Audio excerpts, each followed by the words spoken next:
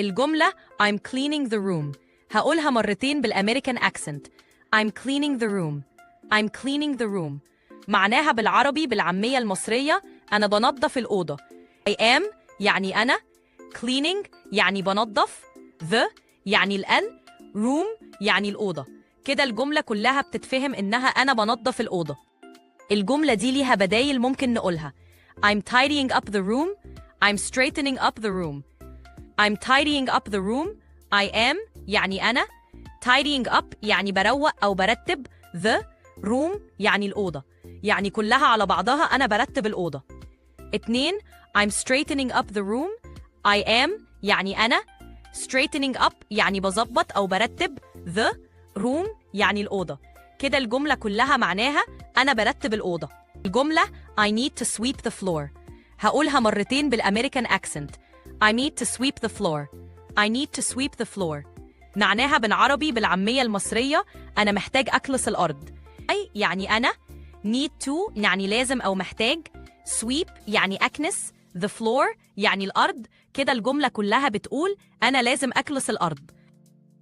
الجملة دي ليها بدايل زي I have to sweep the floor. I should clean the floor. هنشرح البدايل. 1 I have to sweep the floor.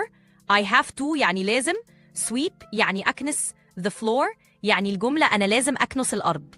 2 I should clean the floor. I should يعني يفضل أو مفروض. clean يعني أنظف. the floor يعني الأرض يعني الجملة المفروض أنظف الأرض. الجملة Let's tidy up the living room. Let's tidy up the living room. معناها بالعربي بالعامية المصرية يلا نرتب الأوضة. Let's يعني يلا أو دعونا. tidy up يعني نرتب أو نروق. the يعني living room يعني غرفة المعيشة أو الأوضة. يعني الجملة كلها يلا نرتب الأوضة. البدايل الممكنة Let's clean the living room. Let's organize the room. نشرح البدايل. 1 Let's clean the living room. Let's or يعني يلا. clean يعني ننظف. the living room يعني غرفة المعيشة يعني الجملة يلا ننظف الأوضة. 2 Let's organize the room. Let's يعني يلا. organize يعني نرتب أو ننظم. the room يعني الأوضة يعني يلا نرتب الأوضة.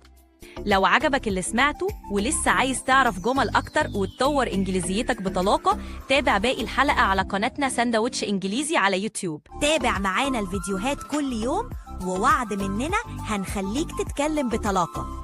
جرب وشوف بنفسك وما تنساش تعمل لايك وسبسكرايب عشان يوصلك كل جديد.